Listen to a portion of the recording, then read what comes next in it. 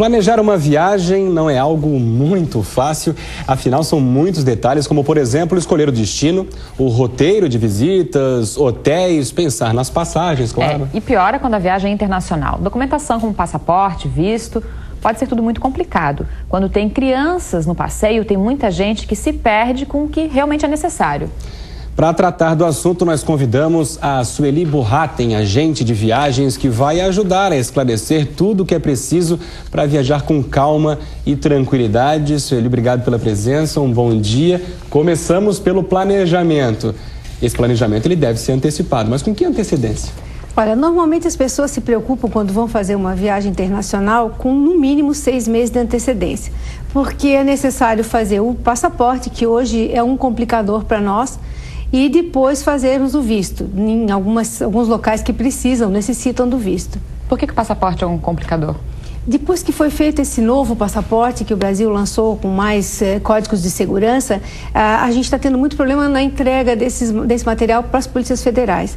Então, a gente tem que agendar fazer o passaporte em alguns locais onde tem a Polícia Federal, e isso tem demorado.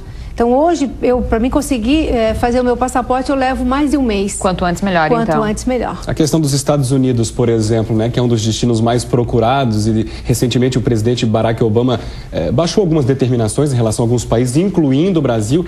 Isso, na prática, já melhorou de alguma maneira, não? Olha, semana passada a gente teve uma notícia maravilhosa que foi, até então, uma criança, um adolescente, até 14 anos, 15, que é o público-alvo de Disney agora, né, para as férias de julho. Essas crianças precisavam, o pai ia a São Paulo ou a mãe para fazer o visto, mesmo que a criança não fosse junto. Hoje mudou. Com 15 anos e 11 meses, a gente pode mandar essa documentação via despachante, o que antigamente já era feito. Então, essa liberação já começa a nos ajudar.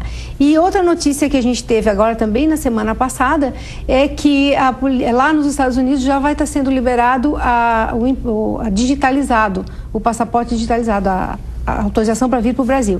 Então, como a recíproca acontece normalmente, a gente acredita que logo para nós também já vai ser feito isso. Sueli, ainda em relação à documentação, o que mais que as pessoas precisam ficar atentas? Eu acredito assim, quando você vai viajar com criança, independente de onde você for, se for dentro do Brasil, no Mercosul ou viajar para fora, você tem que estar com a documentação em dia. Se for para o Brasil, você precisa ter a certidão de nascimento da criança ou a identidade. Se eu sempre viajando acompanhado dos pais, a partir do momento que eu for viajar sozinha, aí a coisa já fica mais complicada, porque eu preciso de uma autorização. Então, se eu for viajar para o Mercosul, eu posso viajar com o meu passaporte ou com a identidade do meu filho. E se for para o exterior, só com passaporte. Tá? Então, daí assim, aqui no Brasil, até 12 anos, a criança tem que ter autorização dos pais para viajar, independente de estar indo viajar com o avô, com o padrinho, com quem for. A partir dos 12 até os 18, dentro do Mercosul. E até fora do Brasil também, né? 18 anos. Então, essa liberação eu preciso ter feita uma autorização em cartório ou feita com o juiz. Além da documentação, né? Quais são as outras dúvidas? O que dá para orientar aí a mais as pessoas que pretendem viajar?